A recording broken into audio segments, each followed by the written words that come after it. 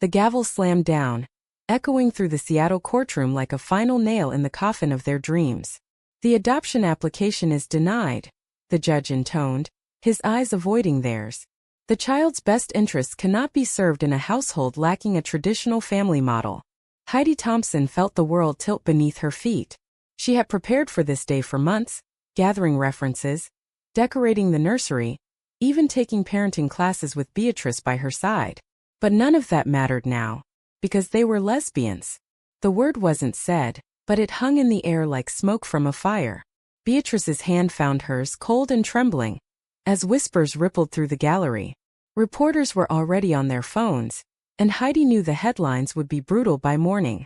They left the building in a daze, dodging camera crews shouting questions about the lesbian couple's rejection. Back home in their quiet Bellevue neighborhood, the silence was deafening. Heidi poured 2 glasses of wine, but neither drank. "This is discrimination," she said finally, her voice steady despite the rage building inside. "We have to fight it." Beatrice, ever the optimist, shook her head.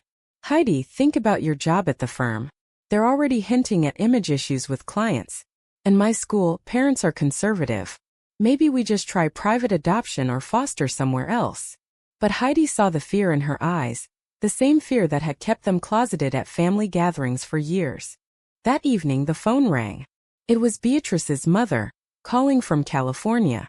"How could you drag our family into this scandal?" she demanded.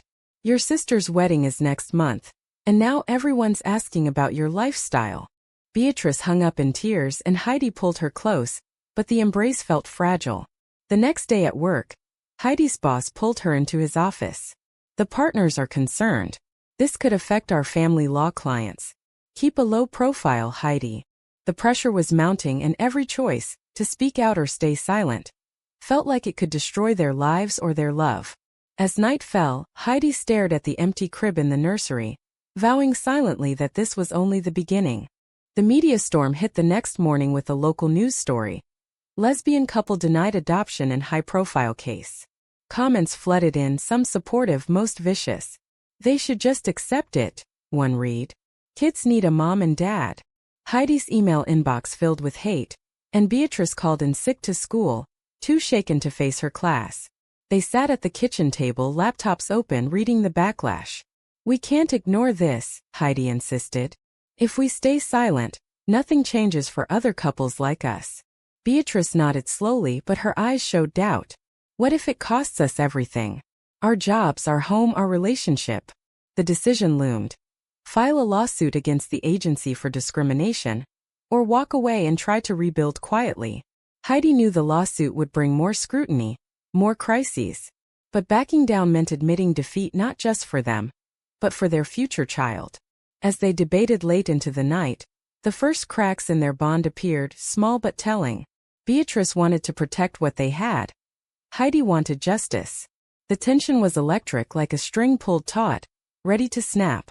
Little did they know, the scandal was about to explode, dragging their careers and families into the fray with consequences that would test their love to its core. By the end of the week, the story had gone national. A conservative talk show host called them unfit by design, and suddenly their driveway was lined with news vans. Beatrice's principal suggested she take a leave of absence, for the children's sake. Heidi's firm reassigned her to back office work, citing client comfort. At dinner one night, Beatrice's brother showed up unannounced, face red with anger. "Mom's crying every day. You two are tearing the family apart with this public mess." Heidi stood her ground. "This isn't about you. It's about us being treated like second-class citizens." But when he left, slamming the door, Beatrice broke down. "Maybe they're right. Maybe we should just drop it." Heidi held her, whispering promises, yet inside she wondered if fighting meant losing the only person who made the fight worthwhile. The days blurred into a nightmare of voicemails, anonymous threats, and sleepless nights where every decision felt like choosing between their dignity and their survival. The lawsuit papers were filed the following Monday, naming the adoption agency and the state court for clear bias. Heidi, still on restricted duties at the firm, spent every spare hour with a civil rights attorney who warned them both. "This will get ugly. Expect leaks, doxing, everything." Beatrice signed the complaint with shaking hands, But that night she turned to Heidi in bed and said, "I love you, but I'm terrified. My students are asking why their teacher is on the news." The media frenzy intensified when a tabloid published a blurry photo of them, kissing at a Pride event from years earlier. "Lesbian pair's secret life exposed," the headline screamed. Neighbors stopped waving. Beatrice's school board called an emergency meeting, and Heidi's boss delivered the blow. No promotion this year, due to optics. The confrontation with Beatrice's family came at Thanksgiving, which they had hoped to skip. Instead, the entire clan gathered in a rented hall near Portland, demanding answers. "You're making us look bad," her father said across the table, eyes fixed on Heidi. "Adoption agencies have standards for a reason." Beatrice tried to defend them, but her voice cracked under the weight of years of conditional love. Heidi stepped in, calm but firm. "Standards shouldn't exclude loving homes just because two women run them." The room erupted. Plates were pushed aside, voices rose, and by the time they left, Beatrice's mother had declared, "Until you fix this, don't call." On the drive home through pouring rain, Beatrice stared out the window. "I chose you over them once. I don't know if I can do it again if it means losing my career too." Then the accident happened. Distracted by a ringing phone from a reporter, Heidi swerved on the freeway. The car clipped a guardrail, spinning them into the median. Airbags deployed, glass shattered, and Beatrice's arm broke in 2 places. At the hospital, while nurses set the cast, one doctor quietly asked, "Are you two together?" Because the insurance forms. The implication stung. Reporters camped outside the ER, turning their pain into evening news. Adoption battle couple in crash? Coincidence or stress?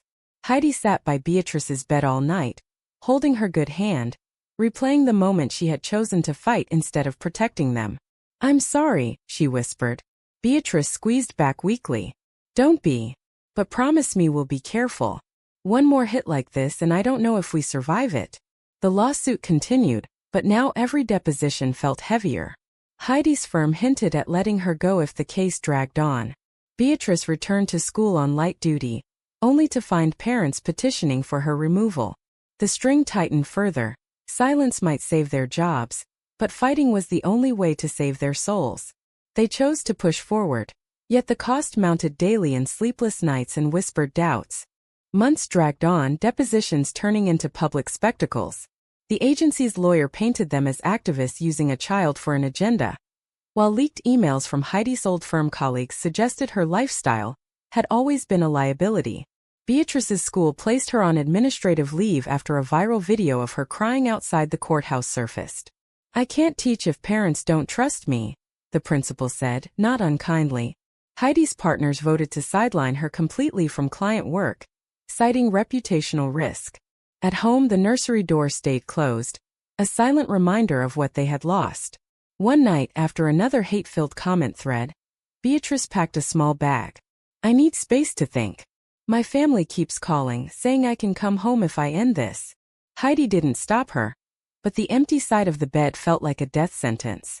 They reconciled after 3 days, yet the fracture remained. Then came the work crisis that nearly broke them. Heidi's biggest client, a conservative family foundation, pulled their $1 million contract, citing the lawsuit as incompatible with our values. The firm blamed her directly in a closed-door meeting. "You're talented, Heidi, but talent doesn't pay bills when clients walk." She walked out with severance and a reputation in tatters. Beatrice found temporary work at a private daycare that didn't ask questions, but the pay cut meant selling their second car. Paparazzi followed them to grocery runs, and one night a brick shattered their front window with a note, "Go back to California." The police called it vandalism. The media called it escalation in the lesbian adoption war.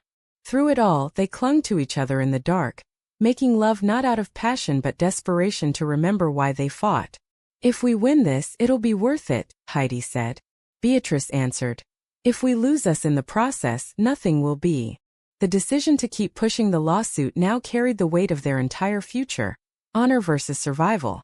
They chose honor, but the price was paid in quiet tears and growing distance. A year passed in legal limbo. The case settled quietly out of court for a small sum, with no admission of wrongdoing. The agency issued a generic statement about reviewing policies. Heidi used the money to start her own civil rights practice, small and struggling. Beatrice returned to teaching at a progressive charter school.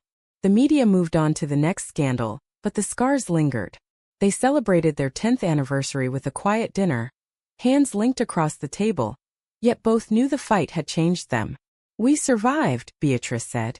Heidi nodded, but inside she plotted the next chapter.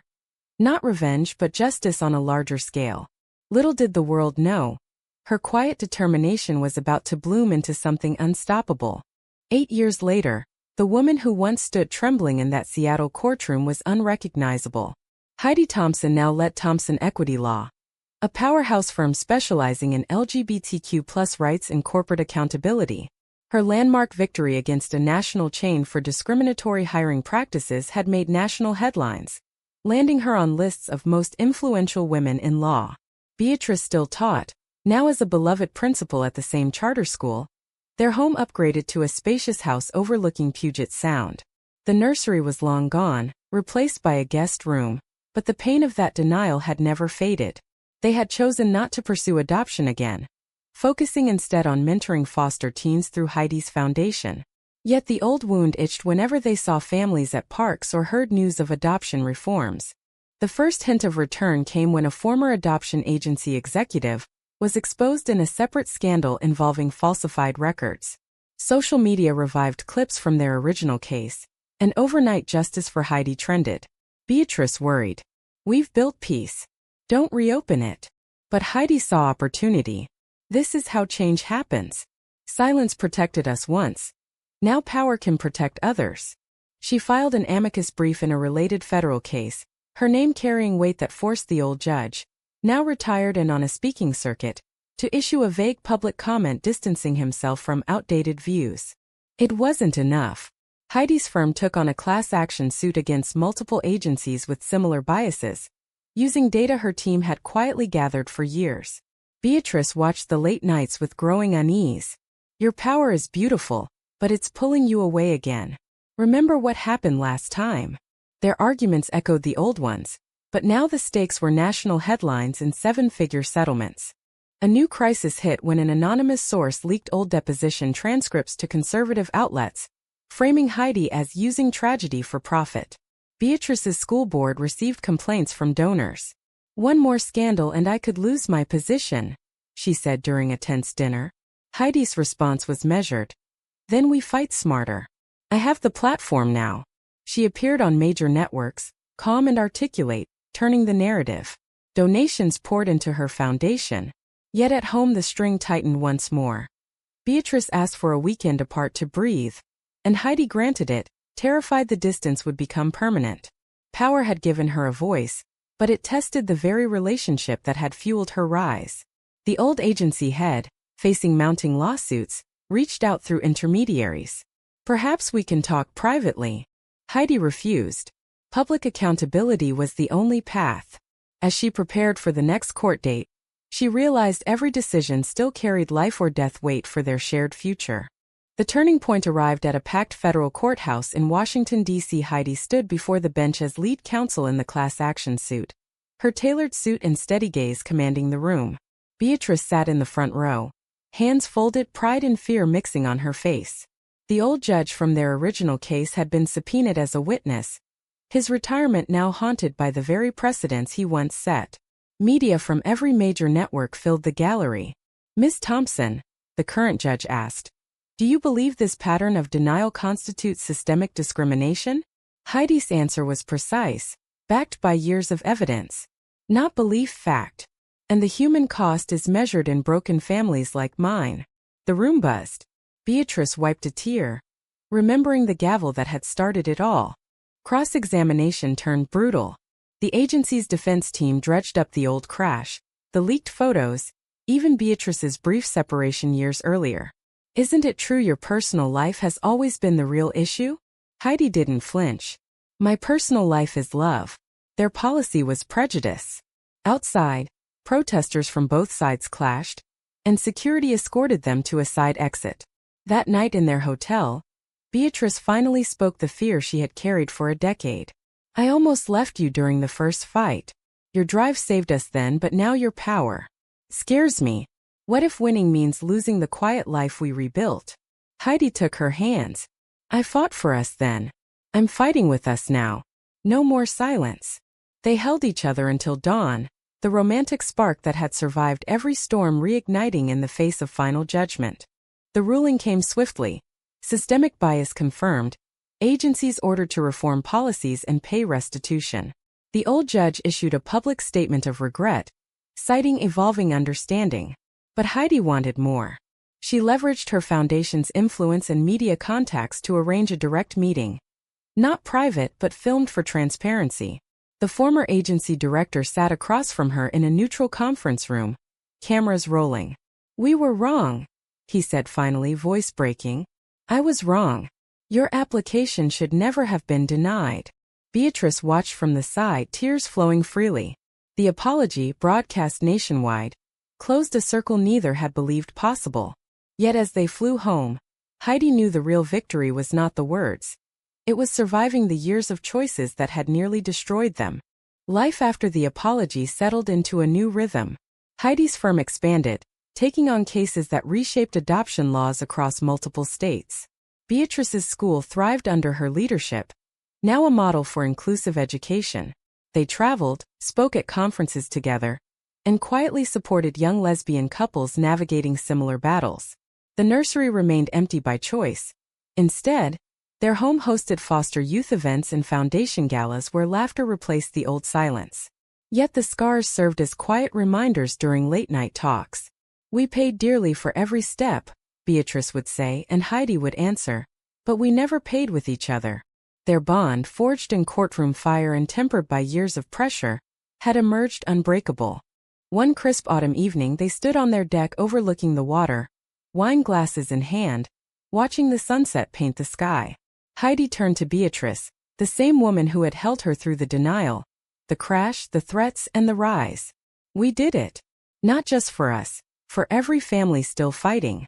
Beatrice smiled, pulling her into the embrace that had always been their safe harbor. In that moment, the romantic happiness they had clung to through every crisis shone brighter than any courtroom victory. The power Heidi had built didn't just force apologies. It proved that courage, though costly, could rewrite futures once shattered by prejudice. True or false, silence is always the safer choice when facing societal judgment, even if it means living with lifelong regret.